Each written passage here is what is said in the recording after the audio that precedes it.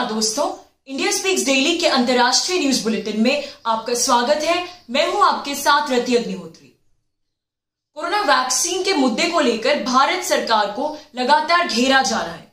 हमारे देश के मीडिया और अंतर्राष्ट्रीय मीडिया के एक बड़े तबके द्वारा लगातार एक परसेप्शन बनाने की कोशिश की जा रही है कि भारत में वैक्सीन की बहुत ज्यादा कमी है और कोरोना वैक्सीन डोजेस को लेकर भारत में त्राही त्राही मच रही है यहाँ के लोगों में। और यहाँ की सरकार की, भारत सरकार की जो वैक्सीनेशन पॉलिसी है वो एक तरह से विफल हो चुकी है। तो तमाम मीडिया, अंतर्राष्ट्रीय मीडिया, फिर वो देश के मीडिया का एक बड़ा तबका हो, इस प्रकार का परसेप्शन बनाने की कोशिश कर रहे हैं जिससे लोगों में पैनिक फैले, भ्रम की स्थिति उत्पन्न हो। आप कोई भी अंग्रेजी समाचार पत्र उठाकर देख लीजिए कि कहीं ना कहीं फ्रंट पेज पर आए दिन आपको इस प्रकार की खबरें मिल जाएंगी कि किस प्रकार से इस राज्य में कोरोना वैक्सीन की शॉर्टेज है, किस प्रकार से सरकार की जो वैक्सीन पॉलिसी है उसकी अंतर्राष्ट्रीय स्तर पर आलोचना हो रही है और ये सब चीजें। तो ये एक प्रकार से पैनिक फैलाया जा रहा है। जाहिर सी बात है कि कोरोना वायरस की वजह से लोग इस समय वैसे ही भारत में डरे हुए हैं, तो उसी का इस्तेमाल कर एक प्रकार का साइकोलॉजिकल, जिसको कहते हैं वॉरफेयर, ये खेला जा रहा है जिससे भारत सरकार पर दबाव बनाया जा रहा है विदेशी वैक्सीन इंपोर्ट करने का। यानी एक प्रकार की अंतर्राष्ट्रीय राजनीति है जिसमें बहुत सारे स्टेक होल्डर्स है, जाहिर सी बात है, जिसमें बिग फार्मा इन्वॉल्व है ताकि वो अपनी शर्तों पर भारत को अपनी वैक्सीन बेच सके और ताकि अंतर्राष्ट्रीय वैक्सीन का ये जो वर्चस्व है वो बना रहे और मेड इन इंडिया वैक्सीन उस प्रकार से आगे नहीं आ पाए। अब विदेशी वैक्सीन इंपोर्ट करना कोई गलत बात नहीं है, इतनी बड़ी जनसंख्या को वैक्सीनेट करना कोई मामूली काम नहीं है, जाहिर सी बात है। और फिर अंतर्राष्ट्रीय डिप्लोमेसी में इस प्रकार का आदान प्रदान चलता रहता है। भारत ने अपने कोरोना वैक्सीन बहुत से देशों को दिए, तो इसी प्रकार से भारत जो है वो दूसरे देशों के कोरोना वैक्सीन खरीदेगा। ये सब बातें अपनी जगह है, लेकिन बिग फार्मा के दबाव में आके अपने रेगुलेटरी फ्रेमवर्क को ताक पर रखकर उनकी शर्तों पर वैक्सीन इंपोर्ट करना सिर्फ इसलिए कि मीडिया इस प्रकार का माहौल बना रहा है, दबाव बना रहा है कि भारत में वैक्सीन की कमी है, भारत में वैक्सीन की कमी है, ये कहां से तर्कसंगत है।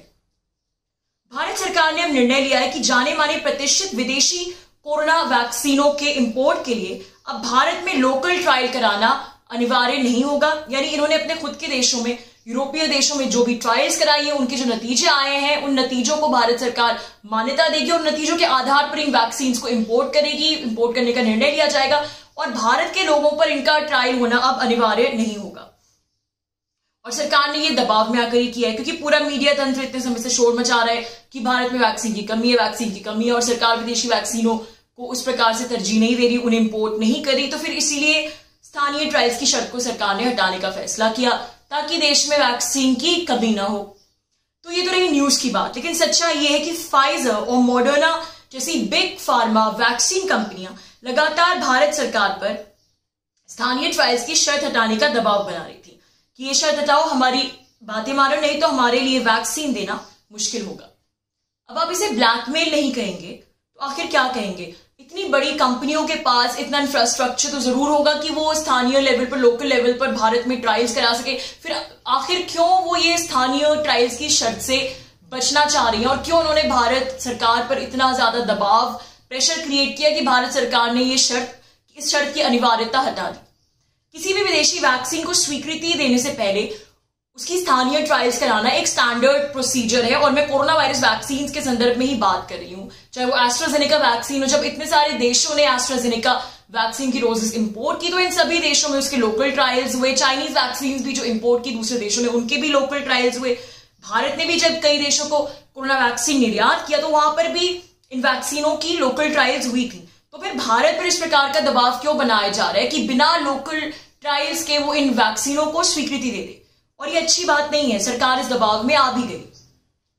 ये बात हम सभी जानते हैं कि किसी भी वैक्सीन के रिएक्शन में वो किसी पर कैसा असर करता है, इसमें ट्रायल सब्जेक्ट्स का जो जेनेटिक मेकअप है वो भी एक महत्वपूर्ण भूमिका निभाता है।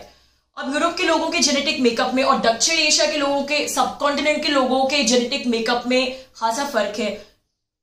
तो ऐसे में स्थानीय ट्रायल्स कराए बिना उनके नतीजों को मान लेना और उसको भारतीय कॉन्टेक्स्ट में इस प्रकार से साइंटिफिकली वैलिड मान लेना कहां से तर्कसंगत है? और स्थानीय ट्रायल्स कराना तो ऐसे में अनिवार्य हो जाता है। दूसरी बात तो यह है कि इन सभी विदेशी वैक्सीनों को इतने कम तापमान में, -80 डिग्री तापमान में स्टोर करना पड़ता है। तो पहली बात तो इस प्रकार का इंफ्रास्ट्रक्चर भारत के पास है ही नहीं, और अगर लिमिटेड कैपेसिटी में सीमित स्केल पर भारत इस प्रकार का इंफ्रास्ट्रक्चर क्रिएट भी करेगा तो फिर तो बहुत ही कम संख्या में, सीमित संख्या में इन विदेशी वैक्सीन को स्टोर कर पाएगा। तो फिर भला इससे देश में जो वैक्सीन की कमी का इशू है वो कैसे हल होगा, वो समस्या कैसे सॉल्व होगी? क्योंकि जब बड़े पैमाने पर भारत इन विदेशी वैक्सीन को स्टोर ही नहीं कर पाएगा तो फिर इतनी बड़ी संख्या में इनको इंपोर्ट करके इनका क्या करेगा? एक और बात यह भी है कि अगर इनकी स्टोरेज कंडीशंस में कुछ फेरबदल किया गया, थोड़ा समझौता किया भी गया, तो फिर इसकी क्या गारंटी है कि वैक्सीन फिर भी उतने ही इफेक्टिव रहेंगे जितने यूरोप में रहे थे वो, अगर हम उनकी स्टोरेज कंडीशंस को अपनी लोकल कंडीशंस के हिसाब से, अपने इंफ्रास्ट्रक्चर के हिसाब से थोड़ा चेंज कर देते हैं। और जहां तक इन वैक्सीन कंपनियों की बात है तो ये कोई गारंटी, कोई लायबिलिटी वैसे ही नहीं लेना चाहती।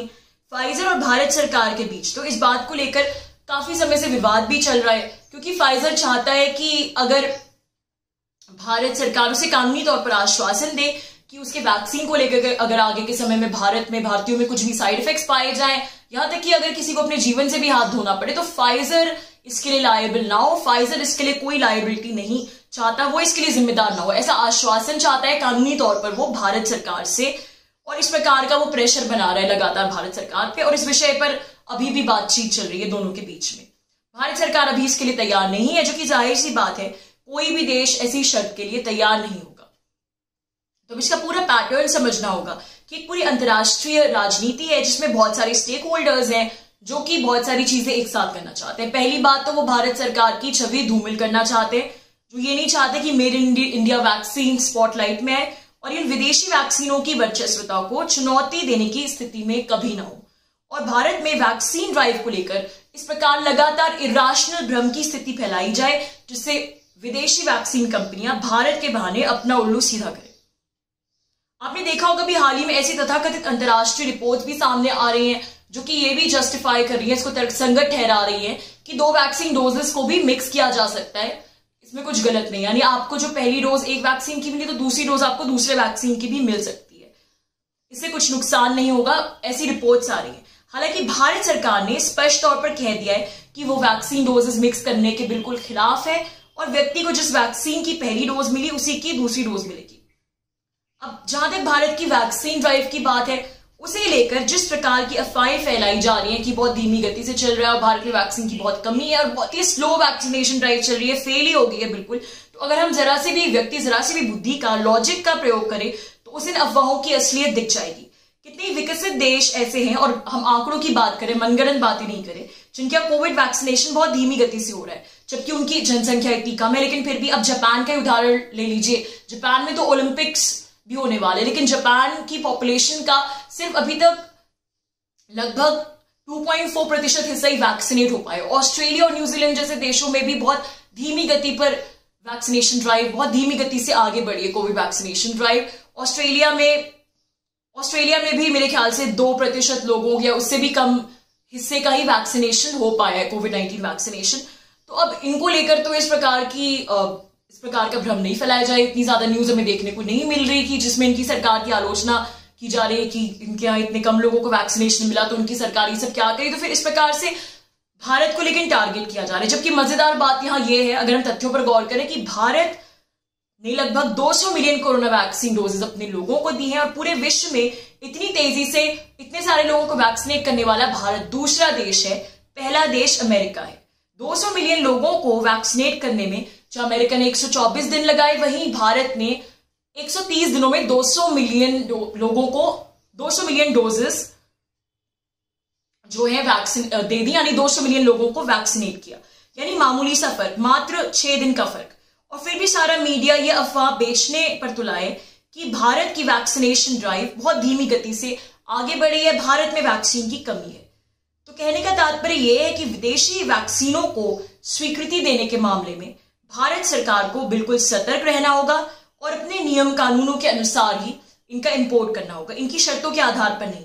और सबसे बड़ी बात, सरकार को विदेशी वैक्सीनों को इंपोर्ट करने के बजाय अपनी वैक्सीन पॉलिसी का जो फोकस है, जो रुझान है, वो स्वदेशी वैक्सीनों के उत्पादन को बढ़ावा देने पर रखना होगा, क्योंकि ये वैक्सीन भारत में बने हैं और ये स्थानीय कंडीशंस के हिसाब से उपयुक्त है।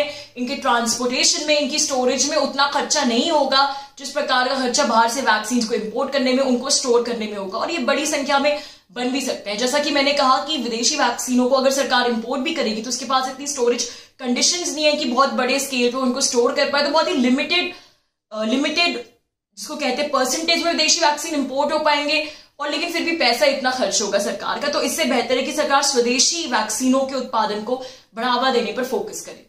दोस्तों, आज के लिए बस इतना ही। बहुत जल्द आपसे फिर मुलाकात होगी कुछ नई खबरों के साथ। तब तक के लिए अनुमति दीजिए। नमस्कार।